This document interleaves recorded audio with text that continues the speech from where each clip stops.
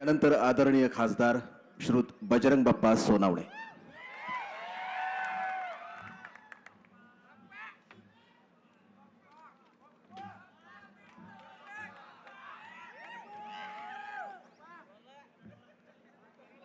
कैलासवासी संतोष अण्णा देशमुख, सोमनाथ सूर्यवंशी यांना पहिल्यांदा श्रद्धांजली अर्पण करतो। या जन आक्रोश मोर्चामध्ये जमलेल्या जनसमुदायास वंदन करतो।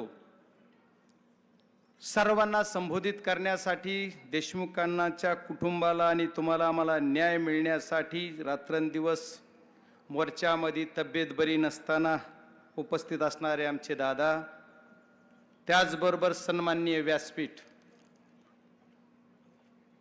संतोष अण्णा देशमुख यांचा 9 डिसेंबर रोजी अपहरण करून खून केला गेला। त्या क्षणापासून आजपर्यंत आपण सर्वजण ताकदीनं याचा छडा लावण्यासाठी उभे आहोत। महाराष्ट्रातल्या प्रत्येक जिल्ह्यामध्ये मोर्चा निघतोय। पहिला मोर्चा रेणापूरमध्ये झाला, दुसरा मोर्चा आमच्या बीडमध्ये झाला, त्याच्यानंतर परभणीत झाला, पुण्यात झाला, पैठणमध्ये झाला, काल जालन्यात झाला आणि आज धाराशिवमध्ये होतोय। महाराष्ट्रातल्या मायबाप सरकारला माझी विनंती आहे, सर्व पक्षाचे आमदार असतील, खासदार असतील, आम्ही सर्वजण आणि तुमच्या सहित आपण सर्वजण एकाच गोष्टीसाठी झगडतोय की संतोष अण्णा देशमुख यांच्या मारेकऱ्याला फाशी झाली पाहिजे, त्याचा मास्टर माइंड पकडला पाहिजे आणि त्याला 302 मध्ये ऍड केला पाहिजे। पहिल्या दिवसापासून आपली मागणी। महाराष्ट्रातल्या पोलीस यंत्रणेचा रास्त अभिमान असला तरी काल बीड जिल्ह्यातल्या पोलिसाला कोर्टाने विचारलं की 24 दिवस तुम्ही काय करत होतात। मग माझ्या या पोलीस यंत्रणा चालवणाऱ्या सर्व सरकारला विनंती आहे की आपल्या पोलीस यंत्रणेला एवढा दिवस का लागतोय। यांचा मर्डर झाला, किडनॅपिंग झालं, त्याला आज किती दिवस उलटलेत ही जर मोजता मोजता तुम्हाला बघत गेलात तर आज जवळपास 35 दिवस या घटनेला झालेले आहेत। 35 दिवसामध्ये सुद्धा जे प्राथमिक दृष्ट्या तुम्ही ज्यांच्यावर गुन्हा दाखल केला असे 7 आरोपी आहेत, 7 मधला एक सुद्धा फरारी आहे। पोलीस यंत्रणेचं काम खूप चोख आहे असं जरी समजलं गेलं तर यांना पाठीमागं कोण घालतंय, या गुन्हेगारांचे CDR का तपासले जात नाहीत। पहिल्या दिवसापासून आमची मागणी आहे की याचा मास्टर माइंड कोण आहे। या 7 आरोपीला पकडून चालणार नाही, या 7 आरोपीवर गुन्हा लावून चालणार नाही, तर याचा मास्टर माइंड जो कोण आहे याला याच्यात घातलं पाहिजे आणि मास्टर माइंडला अटक झाली पाहिजे, त्याला 302 मध्ये दाखल केलं पाहिजे, तरच तुमच्या आमच्या सर्वांच्या मागणीला यश आलं असं समजलं जाईल। मायबाप सरकारला सुद्धा माझी विनंती आहे, तुम्ही SIT नेमली, SIT मध्ये 9 लोक घेतले, ते बीड जिल्ह्यातले, एकच अधिकारी बाहेरचा आहे। परत एक स्टेटमेंट बघितलं गेलं की 2 अधिकारी काढले, कोण काढले ते आणखी काही दुसरी ऑर्डर मला बघायला मिळाली नाही। पण SIT मध्ये तुम्ही बीड जिल्ह्यामधले जे अधिकारी घेतले ते अधिकारी कोण आहेत, तर या खंडणीखोर जो आरोपी मध्ये बसलाय त्यानेच या पदावर बसले, त्याच्यावरच्या नेत्याच्या साह्यानं ते पदावर बसवलेले हे अधिकारी आहेत। गळ्यात हात टाकतेत, डान्स करतेत, असले अधिकारी यांची चौकशी काय करणार। तर आमचं म्हणणं आहे की या अधिकाऱ्याला त्याच्यातून बाहेर काढा, न्यायालयीन चौकशी केली जाईल म्हणलात। न्यायालयीन चौकशीचं काय, आणखी न्यायालयीन चौकशी काल कुणीतरी एक स्टेटमेंट केलं मुख्यमंत्र्यांनी की उपमुख्यमंत्र्यांनी की 3 चौकशा चालू आहेत। माझ्या बघण्यात, माझ्या ऐकण्यात तरी 2च आहेत। न्यायालयीन चौकशी कुठे आहे? न्यायालयीन चौकशी सुद्धा नाही। आणि अण्णा आपण मुख्यमंत्र्याला भेटा गेलात, मुख्यमंत्र्यांनी सांगितलं की सरकारी वकील म्हणून उज्ज्वल निकम साहेबांची नियुक्ती करण्यासाठी मी त्यांना विचारलंय। मग आता कधी नेमणार आहेत? सर्व पुरावे नष्ट झाल्यानंतर तुम्हाला जर उज्ज्वल निकम सारखे ऍडव्होकेट नेमायचे असतील तर अर्जंट नेमा, नाही तर आणखी एक वकील साहेबांचं स्टेटमेंट मी बघितलं होतं, सतीश माने शिंदे या वकील साहेबांना सुद्धा शासनानं नेमलं पाहिजे, नाही नेमलं तर खासदार या नात्याने मी त्याच्यात त्यांची फीस भरून त्यांना त्याच्यात हजर व्हायला लावेल असा शब्द तुम्हाला मी सर्वांना देतो. निश्चित जिम्मेदारी घेऊन कुणाचं भागणार नाही. तर खराच जर तुम्हाला त्याच्या मुळाशी जायचंय तर याच्यातला मास्टर माइंड त्याच्यामध्ये आड झाला पाहिजे. आजच आता आपल्या धाराशिव मध्ये येताना मला कळलं की मोका लावला, तुम्ही मोका लावला चांगलं केलं, पण मोका लावून जो कुणी मुख्य आहे त्याला बाजूला सारायचंय आणि आमचं लक्ष त्याच्यावर मोक्यावर केंद्रित करायचंय असं जर कुणी सरकार मायबापाकडून करत असेल तर ती चुकीचं आहे असं मला वाटतंय. त्याच्यामुळे या मोक्यामध्ये सुद्धा जो मास्टर माइंड नावाचा खंडणीखोर बसलेला आहे जेलमध्ये त्याला त्याच्यात घेतला पाहिजे. त्याचे CDR तुमच्याकडे आहेत.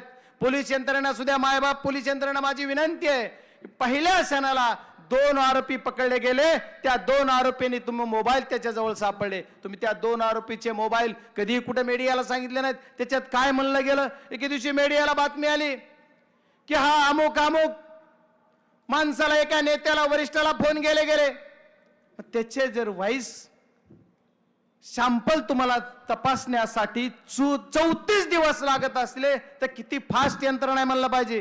आम्ही जन आक्रोश मोर्चे काढतोय, एवढ्या ताकदीने सरकारच्या या यंत्रणेच्या विरुद्ध रोष व्यक्त करतोय, तरी सुद्धा आमच्याकडे आम्हाला बेदखल करण्याचं काम जरी सरकार करत असेल तर शेवटच्या क्षणापर्यंत आम्ही गप्प बसणार नाही. मला चिठ्ठी देण्यापेक्षा मी 2च मिनिटं संपविणार आहे. अण्णा काय ऐका ना जरा, काय अडचण येत नाही, जरा ऐका.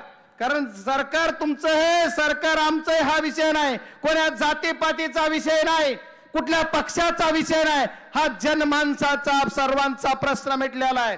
आणि सर्वांचा प्रश्न मिटवण्यासाठी आपल्याला सर्वांना ताकदीने उभा राहायचं आहे. कारण याची कारण असं आहे की या सर्व गोष्टी करत असताना तुम्ही आम्ही जर ताकदीने शेवटच्या क्षणापर्यंत उभारलो तरच न्याय मिळणार आहे. याचं कारण असं आहे या सर्व गोष्टी करताना या खंडणीखोरावर मागच्या काळातच गुन्हा दाखल झाला. कारण मला हा जिल्हा धाराशिव जिल्हा आम्हाला खेटून आहे आणि माझ्या जिल्ह्याची बॉर्डर तुमच्यापर्यंत आहे. या आमच्या गुन्ह्याचं लोन तुमच्या जिल्ह्यात पण आहे, म्हणून मला काही थोडं विस्तृत सांगावं लागतंय. कारण या जिल्ह्याचं मी पहिली बाईट दिली त्या दिवशी सांगितलं होतं याचं कनेक्शन धाराशिवची जुळलंय का काही पुण्याची जुळलंय का हे बघा. तसंच झालं. अण्णा तुम्ही आता नावं घेताय लोकांचे, ते लोक सुद्धा धाराशिव मधले आहेत, कुणी पुण्यातले आहेत. मग पुण्यातच हे सर्व आरोपी पकडले जातात. त्याच दिवशी पोलिसांनी जर दखल घेतली असती तर असं झालं नसतं. या पोलीस यंत्रणेनं त्याच दिवशी ज्या दिवशी 28/5/2024 ला गुन्हा नोंद झाला त्यावेळेस पासून काय केलं, एवढंच ना तर या खंडणीखोराला ईडीची नोटीस आली माग.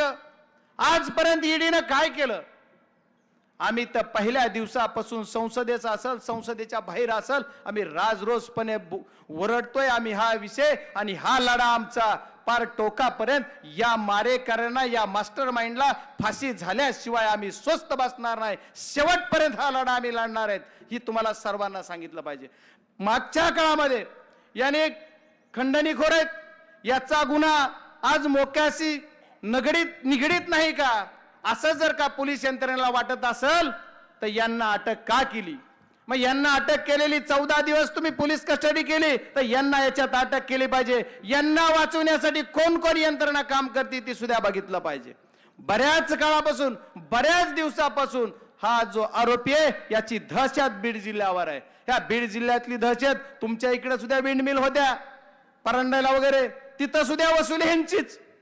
आमच्या इकडे सुद्धा विंडमिल आष्टीपासून होत्या, तिथंही वसुली ह्यांचीच.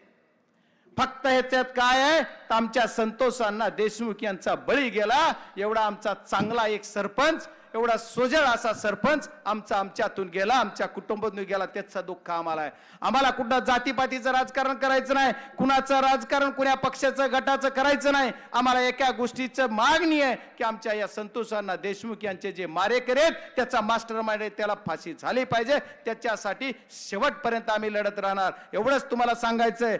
आणि आजच नाही तर शेवटच्या टोकापर्यंत चाहे सरकारनं किती वाचवायचा प्रयत्न केला तरी आम्ही सुद्धा असे पुरावे सादर करू की त्याच्यातून तो बाहेर निघणारच नाही. आणि एवढंच नाही तर धाराशिव मध्ये त्याचं काय कनेक्शन हे बी काढू. ईडीला काय काय, अरे 50 लोक यादी दिली एसपी साहेबांना सुद्धा.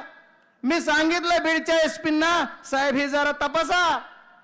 जर सगळे तपासले ना, कुणा कुणाच्या घरी किती रीती आहे, कुणा कुणाच्या दारात किती राख आहे, ही आमचा जो मर्डर झालाय हा मर्डर कशातून झालाय, त्या खंडणीतून पैशाच्या वसुलीतून झाला. दररोज 1 CR घेतल्याशी झोपतच नव्हता जणू पट्ट्या. खरंय का? ही पब्लिकच म्हणते, मी तर म्हणणं बघा ते गोरगरिबांचा सुद्धा आवाज तेच आहे. एवढे जर खंडणी खोर असेल त्याचा त्रास काय आहे आम्हाला माहित आहे. आणि कुणीतरी फोटो दाखवत आहे, कुणीतरी म्हणतं ह्यांचे फोन आहेत. अरे फोटो दाखवायला सर्वांबरोबर सर्वांनी काम केलंय, सर्वांचे फोटो असतील, फोटोपेक्षा सर्वांच्या चौकशीला सर्वांना बोलवा आणि ज्याचं दूध का दुधावर पाणी का पाणी एकदा होऊन जाऊ द्या. अरे ज्यांच्या बरोबर सगळं काही खेळ आहे त्यांचं बघा. एखाद्याचा फोटो दाखवून दुसऱ्याचा काय करणार? सुरेश अण्णाचा फोटो, बजरंग सोनवणेचा फोटो, पवार साहेबाचा फोटो, फडणवीस साहेबाचा फोटो, आणखी काय नोट नेत्यांचे नाव घेतील तेवढ्याचे फोटो, हे बाकीचं जाऊ द्या. मी एकच तुम्हाला सर्वांना विनंती करणार आहे, संतोष अण्णा देशमुख यांच्या मारेकऱ्याला फाशी झाल्याशिवाय तुम्ही आम्ही कधी मागे हटायचं नाही. साथ देणार का? हातवारी करून सांगा सगळे. धन्यवाद. शिव छत्रपती संभाजी महाराज शिवाजी महाराजांचा खूप खूप धन्यवाद.